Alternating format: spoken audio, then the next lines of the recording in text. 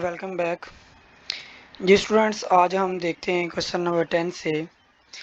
कल हमने देखा था क्वेश्चन नंबर 9 को देख लिया था वर्कशीट नंबर 2 का। आज हम क्वेश्चन नंबर 10 की तरफ चलते हैं।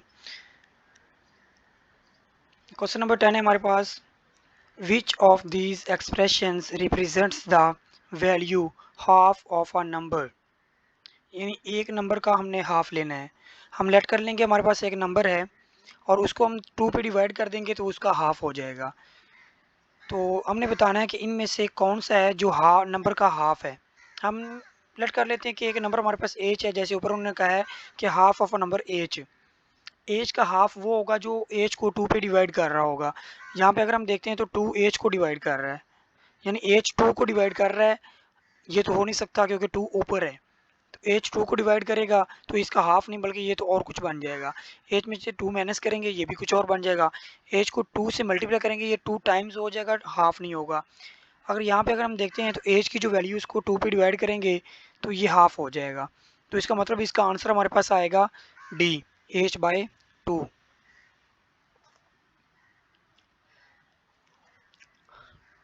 जी, correct option is D, because to make the half we divide the quantity by 2। यानी किसी भी चीज़ का अगर हमने हाफ लेना है उस क्वांटिटी को हम 2 पे डिवाइड कर देते हैं तो हमारे पास उसका हाफ आ जाता है। क्वेश्चन नंबर हमारे पास 11 है, convert 0.65 into a fraction in its simplest form. अब हमारे पास ये डेसिमल पॉइंट दे दिया गया, डेसिमल में वैल्यू दे दी गई है। इसको हमने फ्रैक्शन में लिखना है। पॉइंट को हम ख़त्म करते हैं, पॉइंट के नीचे 1 आता है और आगे जितने डिजिट होते हैं उतने 0 आते हैं। तो यहाँ पे हमारे पास पॉइंट के नीचे 1 आ जाएगा और 6 और 5 के नीचे 0 आ जाएगा। तो हमारे पास आ जाएगा 65/100। We can write given number as follow, 65/100। यानी यहाँ पे हमारे पास पॉइंट था, उसके नीचे 1 आ गया और आगे 2 डिजिट है उनके नीचे 0 आ गया। अब हम देखते हैं 65 ये भी 5 पे डिवाइड हो रहा है और 100 भी 5 पे डिवाइड हो रहा है। तो हम इसको 5 पे डिवाइड करके इसको मिनिमाइज करेंगे तो हमारे पास आ जाएगा 13/20। 13/20 यानी 65 को जब 5 पे डिवाइड करते हैं तो आएगा 13 और 100 को जब उस पे करते हैं तो 20 आएगा।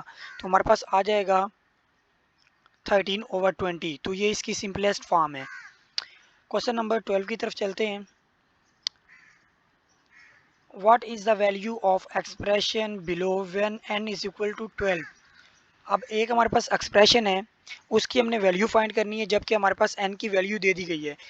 तो हमारे पास एक्सप्रेशन है 1/2 इंटू n+2। n की जगह पे उसकी वैल्यू पुट करेंगे, हमारे पास उसकी वैल्यू है 12। 12 को यहाँ पे n की जगह पे पुट करेंगे तो हमारे पास 12 में +2 करेंगे तो हमारे पास आ जाएगा 24। 24 को 2 पे डिवाइड करेंगे तो आंसर आ जाएगा 12। पहले n की वैल्यू पुट की, n की वैल्यू हमारे पास 12 थी। 12 हम n की जगह पे पुट कर देंगे, 12 में 2 प्लस किए तो हमारे पास आ जाएगा 14। 14 को 2 पे डिवाइड करेंगे तो हमारे पास आ जाएगा 7। तो ये इसकी सिंपलेस्ट फॉर्म है, इस एक्सप्रेशन की वैल्यू है हमारे पास। Question number 13, Sally has 4 beads more beads than tiger. Tiger has half of number of beads of razor. If razor has b beads, then write an expression to show how many beads Sele has. जी solution में देखें, we have following information. हमारे पास जो information है वो कुछ इस तरह से दे दी गई है। फ्रेजर हैज़ बेड्स, हमारे पास उसके बी बेड्स हैं उसके पास। तो जो टाइगर है उसके पास इसका हाफ है, यानी जो बैट्स फ्रेजर के पास हैं उसका अगर हाफ करेंगे तो वो किसके बन जाएंगे, टाइगर के बन जाएंगे। जो टाइगर के हमारे पास आ जाएंगे b/2। तो सेले हैज़ 4 मोर। 4 मोर का मतलब ये है कि जो उसका हाफ था उसमें हमने 4 मजीद बढ़ा देने हैं तो उसमें 4 हम ऐड कर देंगे तो b/2 + 4। अब यहाँ पे अगर हम देखते हैं कि जो सेले के फ्रेजर के बैट्स थे वो थे b और टाइगर का उसका हाफ था, तो इसका मतलब ये टाइगर का था। टाइगर का ये जो बेड्स थे उसमें अगर 4 प्लस कर दें तो वो ये हमारे पास बन जाएगा, Sally has 4 more beads than Tiger. यानी इन दोनों को मिलाया है और उसमें 4 हमने ऐड कर दिया है तो ये हमारे पास बन जाएगी इसकी expression. Question number 14, solve this equation for y। इस इक्वेशन को हमने y के लिए सॉल्व करना है। तो 120 वाई के साथ मल्टीप्लाई हो रहा है तो दूसरी तरफ जाके 480 पे ये डिवाइड हो जाएगा। वो कुछ इस तरह से बन जाएगा, y is equal to 480 over 120। अब 0 0 से कैंसिल हो जाएगी, बाकी हमारे पास बच जाएगा 48 ओवर 12। 48 को 12 पे डिवाइड करेंगे तो हमारे पास आ जाएगा 4। तो 4 इसका हमारे पास आंसर आ गया। y की वैल्यू हमारे पास आ गई है 4। Question number 15, what angle is missing. अब हमारे पास ये एक बन गया है, इसमें हमारे पास ये तीन एंगल बन रहे हैं। एक एंगल ये बन रहा है, एक ये बन रहा है और एक ये बन रहा है। ये दो एंगल हमारे पास गिवन है। ये एंगल हमारे पास 170 है, ये एंगल हमारे पास 115 है और ये एंगल हमने फाइंड करना है। और एक सर्कल का टोटल एंगल हमारे पास होता है 360। 360 में से इन दोनों को हम प्लस करके उसमें से माइनस कर देंगे 360 में से, तो ये थर्ड हमारे पास एंगल आ जाएगा।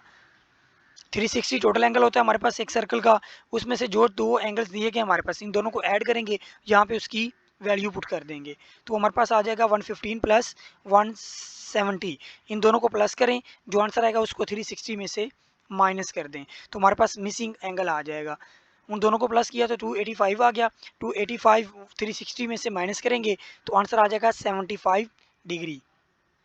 Question number 16,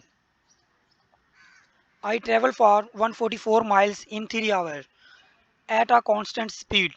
What was my speed? अब वो कह रहा है कि मेरी स्पीड कितनी है। मैंने 144 माइल्स डिस्टेंस किया है 3 आवर्स में, तो मुझे बताएं कि मेरी स्पीड कितनी, 1 आवर में मैं कितना ट्रेवल कर रहा हूँ। तो सिंपल ये है कि 144 को 3 पे डिवाइड कर दें। तो हमारे पास जो स्पीड का फार्मूला है वो कुछ इस तरह से बनेगा, distance divided by time. Distance total हमने कवर किया 144 माइल्स और टाइम हमारे पास है 3 आवर्स। इनको हम माइल्स को आवर्स पे डिवाइड कर देंगे तो हमारे पास आ जाएगा 144 ओवर 3। 3 को जब 144 पे डिवाइड करेंगे तो हमारे पास 26 आ जाएगा, 48 यानी 3 4 ज़ा 12, 3 4 ज़ा 12, 4 आ जाएगा और 2 आगे चला जाएगा 24 और 8 3 ज़ा 24 आ जाएगा। तो 48 माइल्स पर आवर वो डिस्टेंस कवर कर रहा है, उसकी स्पीड इतनी है यहाँ पे। क्वेश्चन नंबर 17 है, what is the volume of this prism. ये हमारे पास एक प्रिज्म दिया गया, इसका हमने वॉल्यूम फाइंड करना है कि इसका टोटल वॉल्यूम क्या है। इसकी हमारे पास हाइट दे दी गई है 6 सेंटीमीटर, एरिया जो हमारे पास बेस है वो है 40 सेंटीमीटर और एरिया और हाइट हमें दे दी गई है। तो इसका हमने फाइंड करना है टोटल वॉल्यूम, इसका वॉल्यूम हमारे पास कितना है। फार्मूला हमारे पास वॉल्यूम का कुछ इस तरह से है,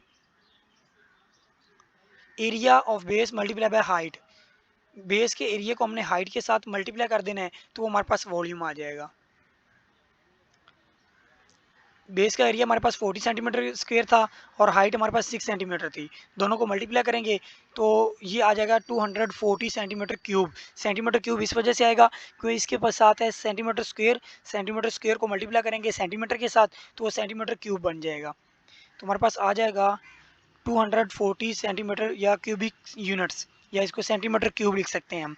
तो ये इसका आंसर है हमारे पास, इस प्रिज्म का वॉल्यूम है हमारे पास। Question number 18, 2/3 of a number is 12, what is the number. यानी एक नंबर का 2/3 है वो इक्वल है 12 के। यानी अगर हम लेट करते हैं हमारे पास नंबर x है तो x को इससे अगर मल्टीप्लाई करते हैं 2/3 से तो आंसर हमारे पास 12 आता है। यानी ये देखें जैसे हम यहाँ पे कर रहे हैं 2/3 को हमने x से मल्टीप्लाई किया है, x से मल्टीप्लाई करेंगे तो आंसर हमारे पास ये आएगा। इस तरह यहाँ पे 3 हमारे पास डिवाइड हो रहा है तो ये 12 से मल्टीप्लाई हो जाएगा, तो ये कुछ इस तरह बन जाएगा। और 2 इधर मल्टीप्लाई हो रहा है x के साथ, ये इधर आके डिवाइड हो जाएगा।